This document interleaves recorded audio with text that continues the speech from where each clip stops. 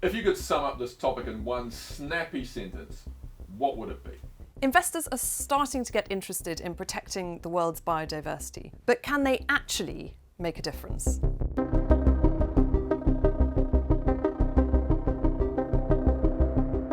Biodiversity is all the different types of life, such as animals, plants, fungi, even microorganisms that make up our natural world. Around 1 million species are threatened with extinction, many within decades. That's according to the Intergovernmental Science Policy Platform on Biodiversity and Ecosystem Services. Between 1970 and 2018, according to the WWF, species population sizes had fallen by an average of 70%. The World Economic Forum has estimated that more than half of global GDP is moderately or highly dependent on nature, especially due to its impact on global supply chains. Biodiversity loss can result in lost jobs, hunger, disease, and death. The UN estimates an annual cost of $3 trillion by 2030.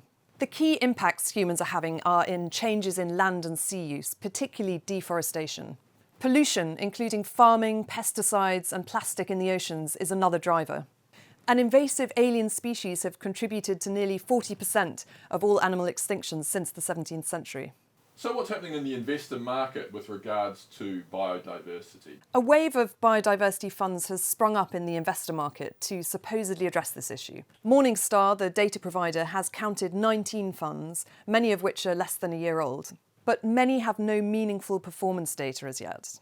A paper published in 2020 by the OECD calculated the scale of biodiversity finance at up to $91 billion a year. To put that in perspective, governments spend approximately $500 billion a year on support that is potentially harmful to biodiversity. That's 5 times as much.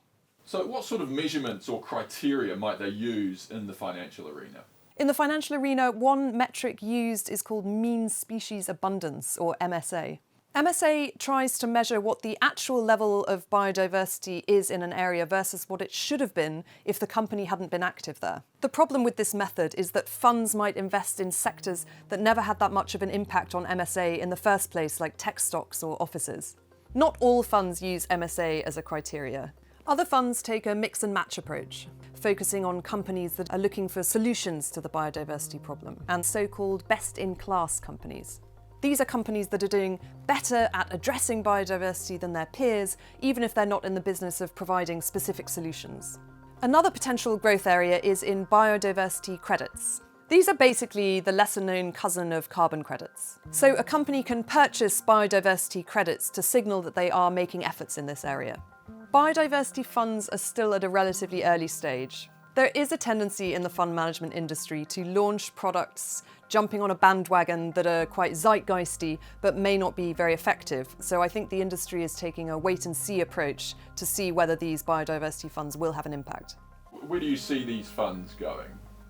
The future for these funds is clearly long-term, and there is still a lot of volatility. Regulation and investor interest is likely to increase. And that will come if investors push for companies to be more transparent about how they are affecting biodiversity loss. But if we want these funds to start making a genuine difference when it comes to protecting our biodiversity, we need to develop better metrics.